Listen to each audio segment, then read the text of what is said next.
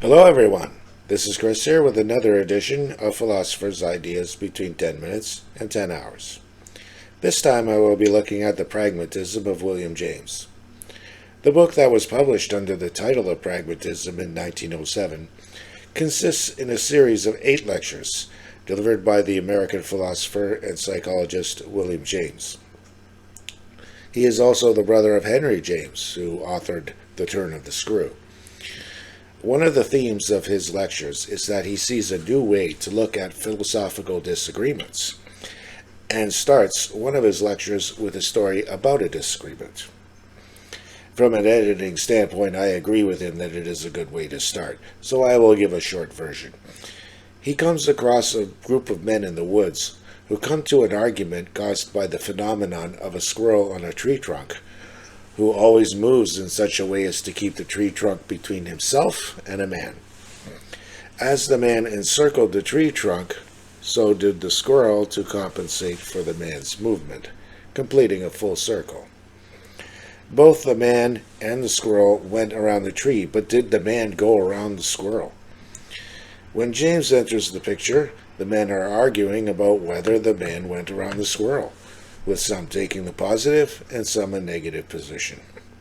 They all experienced the same phenomenon, but disagreed about how to describe what happened. James then asks the question of what exactly the two groups mean by the man going around the squirrel. If by the man going around the squirrel, we mean that the man is in front of the squirrel, then to the right, then behind, then to the left, and then back in front of the squirrel again, then the man did not go around the squirrel. If by the man going around the squirrel we mean being to the north of the squirrel, then east, south, west, and north again, then the man went around the squirrel. The men in the woods end up agreeing with James that it is a function of what is meant by going around. It is an example of a merely verbal disagreement or semantic disagreement about the meaning of words. It is interesting because James uses it to start an explanation of how, among other things, pragmatism can be a way to mediate or reconcile between two philosophical temperaments. James contrasts what he sees as two philosophical temperaments as having several adjectives, starting with rationalist and empiricist. These terms are used to describe the positions of a disagreement developed through the 17th and 18th century about the source of our knowledge of the world. For a rationalist like René Descartes, our knowledge of the world comes from reason and its judgments. I have covered this previously about him, that he argues that when he looks out at the square and sees hats and coats that might conceal automatons, he judges that there are men underneath, and likewise our knowledge comes from mental scrutiny. For the empiricist, all our ideas have their source in sense experience, no matter how remote or abstract they might seem, and so from sense experience must also come our knowledge of the world. Although recognizing the existing problems with generalizing, James still believes it's useful to categorize two broad temperaments for all persons, not just philosophers. He describes under the heading of the Tudner-minded people who are rationalistic, driven by principles, intellectualistic, and idealistic. They have a higher tendency to be religious, believe in free will, a universe that is a unity of things, and more likely to be dogmatic. By contrast, the tough-minded are the empiricists who go by facts and what they perceive and are materialistic. They are more skeptical about religion, while believing in fatalism and a universe of many things. Here James is using the terms of materialism and idealism as a metaphysical sense, which we might think of as matter-oriented and mind-oriented. James does not claim that these categories are correct of all people, or argue that one is right while the other is wrong. But he does submit that we all know someone of either category. He describes himself as basically the tough-minded, committed empiricist, who has a tendency to be religious. His point is to lament that this choice is what philosophy up to his time has put on offer for him and his contemporaries. James loves science and commitment to a fact-based orientation, as well as his religion, and he disputes that combining the two has to result in contradictions. In criticizing the tendencies of the tender-minded, he will use adjectives of intellectualists and abstractionists as convenient labels. So I will state now for clarity that these are only his adjectives, and unlike rationalists and empiricists, they are not actual doctrines or schools of thought. He says of the two choices on offer, you find an empirical philosophy that is not religious enough, and a religious philosophy that is not empirical enough for your purposes. Pragmatism is to be a mediator and reconciler of these two choices. The most important lectures of the series are the second, where James explains what pragmatism means, and the sixth lecture, where he will fully develop and argue for it as a criterion of truth. His theory is that the true idea is the one that works, or the one that he says has a cash value in experimental terms. To him, if belief in an idea has a positive effect, that's the true idea. These lectures clarify what he means by this and why he thinks it is objective and reasonable. First, pragmatism is a method alone that does not itself stand for a particular result. He states the scope of pragmatism. First, a method, and second, a genetic theory of what is meant by truth. The method of pragmatism consists in asking what difference it would make for us to have this or that idea be the true one. If there is no practical difference, then the two notions under consideration mean the same thing, and dispute about them is idle.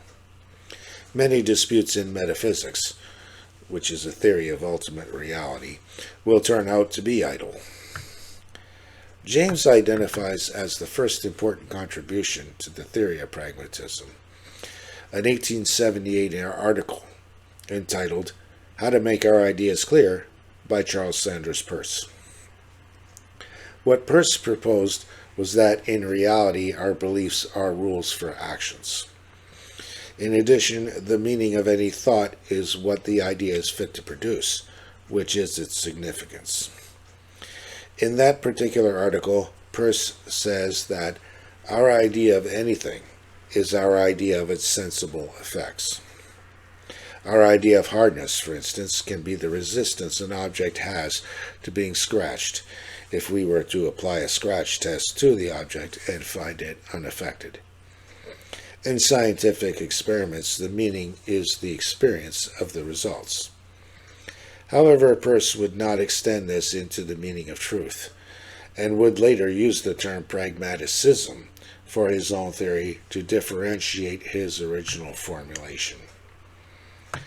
According to James, it should be the function of philosophy to determine what difference it would make if this or that world formula were true.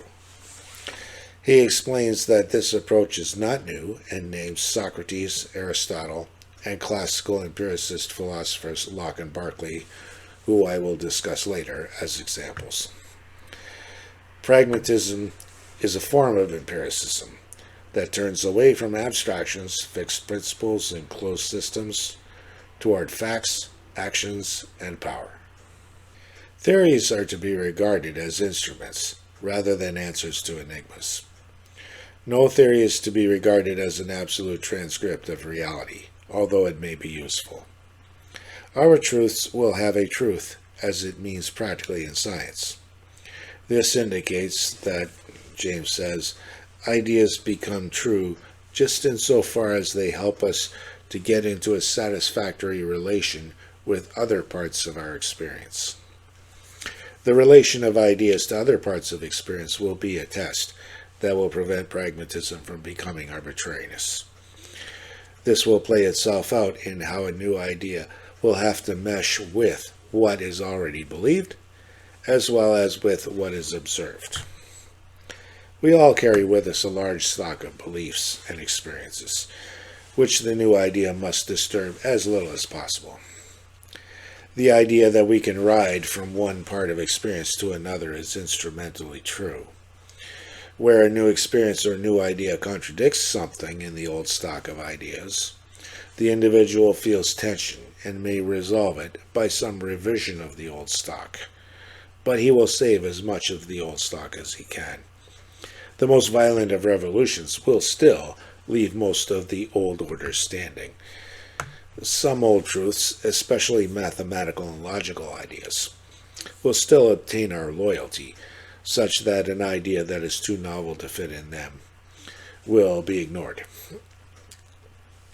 A situation as an example of an idea that I think might be too novel to fit has to do with a humorous possibility some people like to bring up about the space between atoms being greater than the volume of the atoms. They then conclude, therefore, that the chair you're sitting on is mostly empty space. Now let's say that there is a however minute but still non-zero probability that the next time you go to sit on that chair, you will fall through while the seat of the chair remains totally intact. I suspect that if this happens to anyone, he is likely to write it off as a false perception, illusion, imagination of some kind. Maybe even postulate a chair-pulling poltergeist, rather than to accept the idea that one solid can penetrate through another while leaving both intact and unaltered. In the language of James, this is too novel to assimilate into the old stock. The new opinion is adopted as true on the proposition that it gratifies the individual's desire to assimilate the novel into his belief in stock. To be true means to perform this marriage function. An example from the science of astronomy could be the inference of an unobserved black hole from what occurs in observation. A star is observed wobbling back and forth over time between two positions in the night sky. That a particular star just does this while others don't may be a difficult fit with what we already believe. We do know that we would observe this wobbling if that star were orbiting something that would have to possess a stronger gravitational force than that of the star. We do not see the thing that it is orbiting. We conceive of a black hole by definition as something with a gravitational force so strong that light cannot escape it, which is how it becomes invisible to us. Therefore, there is a black hole there that has captured the star in an orbit.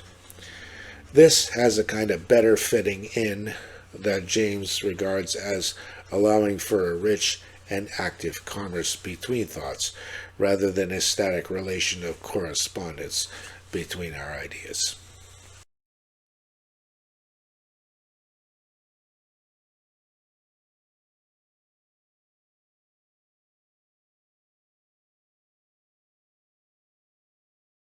The correspondence to which he refers is the traditionally proposed definition of truth, under which we say that a belief is true when it agrees with or corresponds to its object.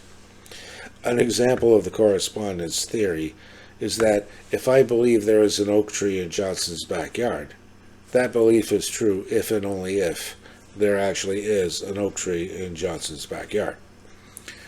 The theory that James is challenging is that this agreement between thought and object is the essential characteristic of truth.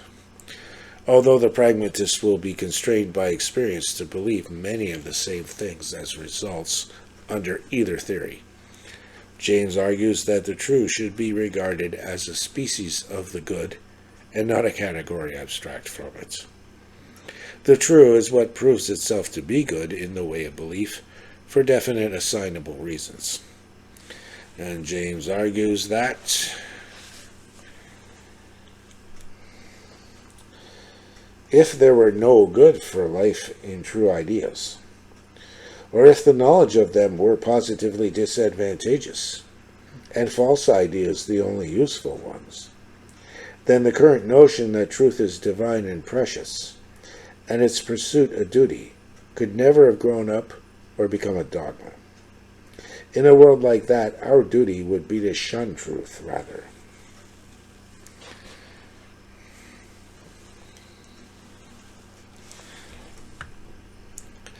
Before James goes on to fully explain in Lecture 6 how truth is established pragmatically by verification, he will consider how the method applies to metaphysical problems.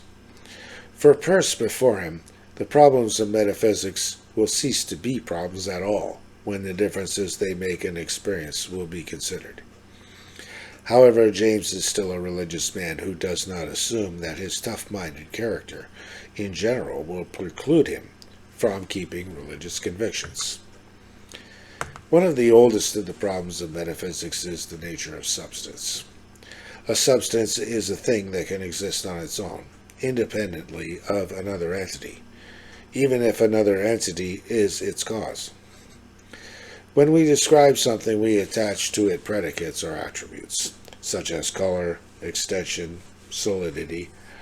In pragmatism, a substance will only be known by its properties or attributes, which will form its sole cash value in experience. It is only revealed through its attributes. All we need is that the attributes cohere with or adhere to each other. A name is not a proof of a being, and we do not need an inaccessible substance as the cement that keeps attributes together. James says the only pragmatic idea of substance is contained in the Eucharist, where the bread substance becomes divine substance with no change to its attributes. James mentions the classical empiricist philosophers John Locke and Bishop George Berkeley as examples of the use of the pragmatic method. Locke dealt with the question of personal identity and how I can know that I am the same person I was yesterday. My memories give me evidence of it. Obviously, they will be my memories and not somebody else's memories of residing somewhere else, dealing with other people, and so on. Memory allows for a unique collection of experiences that can be what I call myself as a person. James regards this as a focusing of the issue on the experience of the person in his life.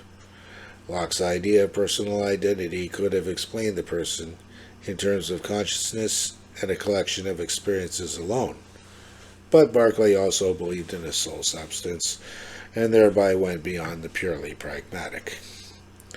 Another question of metaphysics is the question of mind and matter. James also sees Bishop George Berkeley as having directed our ideas of matter, its extension, shape, solidity, to our ideas of objects in sense experience. It will not matter here to James that Berkeley denied the existence of extended objects in real time and space outside of our minds. One of Berkeley's arguments for this is that our perceptions of the primary qualities of extension, hardness, solidity of an object that are thought to inhere in the object are abstractions from secondary qualities like color, smell, tactile sensations that we do not imagine to inhere in the object. This happens as we use a secondary quality, such as changes in color, to discern an object and its primary qualities, such as shape, in sense experience. Berkeley argues that primary qualities are abstractions from secondary qualities, and if our abstractions do not inhere in physical things, neither do the primary qualities, leaving us nothing to ascribe to the object except an existence that consists in its being a content of a perception. Thus, Berkeley claimed to have explained our experience of corporeal things in sense experience alone, without needing their independent existence.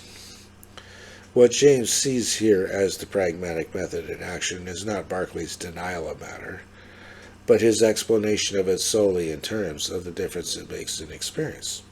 Does it make a difference if either one or both of mind and matter is the real nature of the furniture of the universe? James regards Berkeley's treatment of matter to be absolutely pragmatic. Berkeley explained our experience of matter, of extended corporeal things, by abstractions from sense experience and making God the thing that sends us the sensible world directly. It becomes pragmatic because the nature of matter becomes the sensations of color, figure, hardness, and the like, which is the cash value in experience. So James says that Berkeley doesn't deny matter, then he simply tells us what it consists of. It is a true name for just so much in the way of sensations. In a certain sense, Berkeley, in fact, did deny the existence of matter as extended corporeal things existing in time and space outside of our minds. Its being consisting only in its being the content of the perception. But I think James is correct that Berkeley also corroborates matter as an experience of things that he does not deny as experience. The conflict between spiritualism and materialism is one that has more to do with aesthetic taste than practical meaning.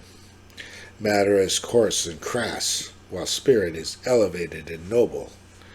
Apart from that, what difference would it make for the world to be run by mind or matter? For the past, it makes no difference if it was the product of divine spirit or matter following natural laws. The world is the same under either hypothesis. As far as the future goes, a practical issue is involved in every metaphysical debate. How does the program differ if it is God or atoms that determines what happens? Materialism offers us an eventual destruction, while God offers us an ideal. Materialism devises a mortal order, while God gives hope and a moral order. Other metaphysical questions have the same significance for James when there is a religious component. On the issue of whether we do things by our own free choices, the doctrine of free will is a virtue added that gives us dignity and allows for accountability. Determinism diminishes man. However, free will becomes just a mediational doctrine that has no meaning except from being a doctrine of relief. This explains why free will goes along with religion. Other than with this practical significance, James does not regard God, free will, or design as having any meaning.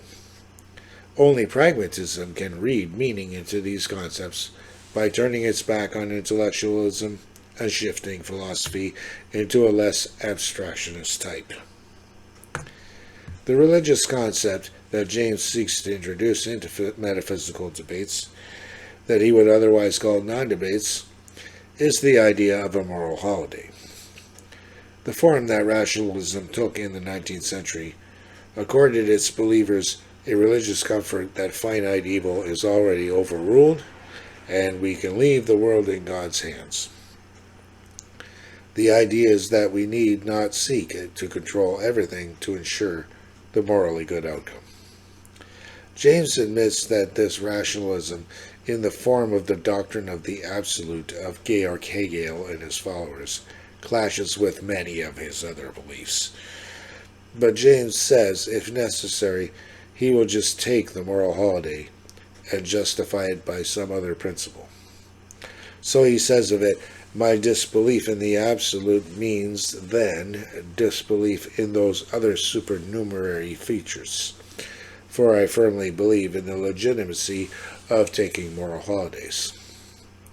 This is an example of how pragmatism can act as mediator and unstiffen our theories.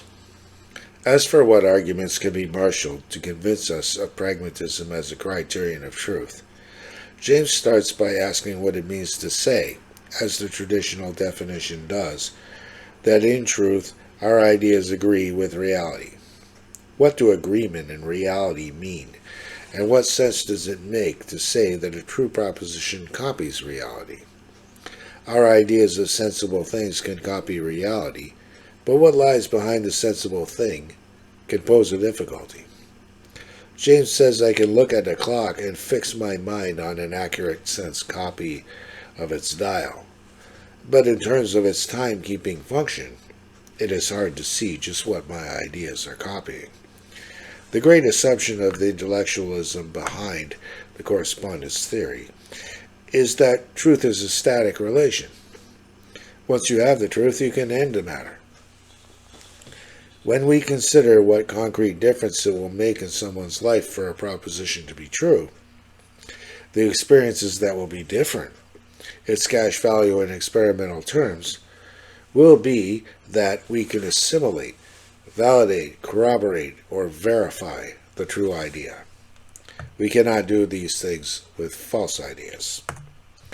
This will be the meaning of truth, not as a static property of an idea, but as something that happens to an idea as it is made true by events. In Lecture 6, the validity of an idea as being true will be for James a process of verification by what he calls agreeable leading. This refers to the practical consequences of the verified ideas. These truths will lead to other ideas that instigate parts of experience. Its harmony with other ideas and concerns will disturb the stock of ideas as low as possible. True thoughts are instruments of action because it is important in human life to have true ideas. Realities in our lives can be useful or harmful, and those ideas that tell us what to expect amount to true ideas in verification. If lost in the woods and I find a path, I could follow it to a house. The house becomes an object that is useful. Because almost any object can be useful to somebody, we end up having an ability to create a stock of true ideas that can be brought out of storage when needed. In the process, truth becomes a means to an end. The true idea starts the process of verification. Truth and usefulness will be parts of a process that James expresses with an equation that it is useful because it is true equals it is true because it is useful. The true is the idea that starts the verification process, and the useful is the name for the completed function or experience. This conception of truth is bound up in one moment of our experiences leading to other moments in our experiences that are worthwhile. It is the advantageous connections that will matter to us.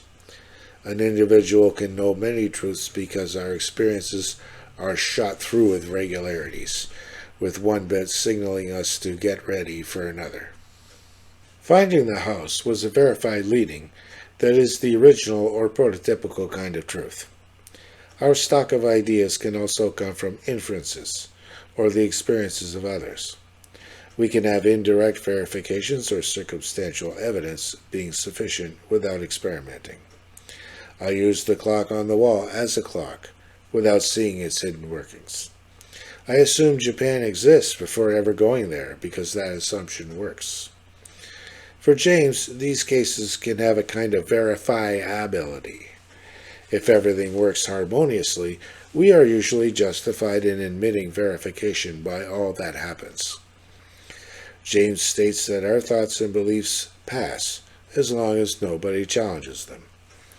Truth lives for the most part on a credit system, where we also accept each other's verifications. Verification by agreeable leading first shows its agreement with matters of fact. As stated before, any new idea will have to fit in with the stock of old ideas. And any new idea will also be required to be consistent with purely mental ideas, such as those of logic and mathematics, which are known to be eternally true. So the verified leading must also pass a threefold test: disturbing the old stock as low as possible, no disturbance to purely mental ideas, and agreement with facts in experience. Here, an agreement with reality of the agreeable leading means either being guided straight to it, or having a handle on it, or being connected with it better than if we disagreed. The essential thing is that we become guided by an idea that fits or helps us to deal.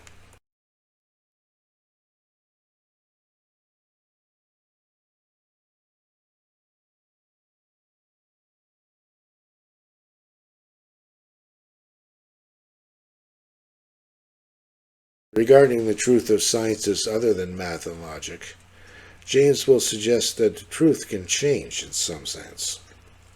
At this point, he considers himself as having established that the true is the expedient in thinking, just as right is the expedient in behaving. What happens where there is a revolution in our knowledge is that experience, according to James, has ways of boiling over and making us correct present formulas. Even scientific theories are not absolutely true. James cites Ptolemaic astronomy, which was the predecessor of Copernicus's astronomy, having a stationary Earth and a sun orbiting it, Aristotelian logic, Euclidean space, and scholastic metaphysics as being expedient for centuries. These ideas are absolutely false, but relatively true within the borders of experience of the time. New experiences led to revisions. James goes on to say that, using the past tense, what these judgments utter was true. There may have been a verification process for these past truths, which no longer works. I will start my critical appraisal with the suggestion that previously accepted theories were true, relatively true, or true within the past border of experience. Ptolemaic astronomy, the predecessor of Copernicus's theory, has the sun orbiting a stationary Earth, which is not something that can change. I see no reason not to have us determine that Ptolemy had it wrong, although without being able to know it, no matter how rational his thinking was, due to insufficient evidence. This need not be a moral condemnation of the person whose thinking was rational within the borders of his experience. In our own lives, when we correct our thinking due to new evidence, we still admit to having been wrong because we did not know X at the time and say, what I didn't know then was. I think this system works pretty well with no need for us to have mistaken belief be true within some border.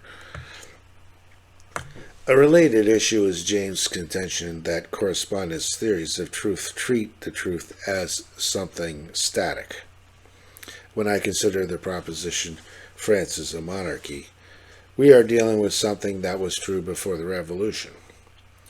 It may seem then that James was right, that truth itself could change. But when time frames are specified regarding a subject that can change, we can say that France was a monarchy before the Revolution and adapt through the situation quite adequately within the framework of correspondence theory. Pragmatism seems most reasonable when applied to scientific theory and experimentation. When applied to ethics or politics, we have a great potential in creating circular reasoning. When talking about finding a path and following it to a house, our ethical presumptions might not be questioned. But whether something works or not depends on what we are trying to accomplish. Is it the right thing that we are trying to do? An ethical proposition is also true or false, but how can we pragmatically verify it? Let's consider economic theories. Some policies will work to help the poor, and some others will help the rich. So which one works for you will depend on whom you want to help. Perhaps James felt that he had already put enough constraints on playing fast and loose and believing our way into what we want, but I think he should have dealt with some ethical question along the way. For, among other reasons, an ethical proposition cannot be verified by sense experience, with what is not implying what ought to be. Morality is a different game in which we do not seek to describe what happens, and instead seek to prescribe what should happen. What we are seeking to prescribe in ethics is what we should think of as making a positive, negative, or neutral difference, and thus a pragmatic verification of an ethical proposition can only assume the very thing it attempts to establish. There are other interesting chapters in Pragmatism, including a conception of common sense as being a system developed by very ancient ancestors, and an interesting intellectual gambit in the lecture about religion. Beginners may not always follow his occasional references to his predecessors, but James is a very clear writer, and Pragmatism on the whole is thoughtful as well as an easy and entertaining read. Well, that's all for now. So if you like my videos, hit those like and subscribe buttons. Check out ways to support my channel. Thanks for watching.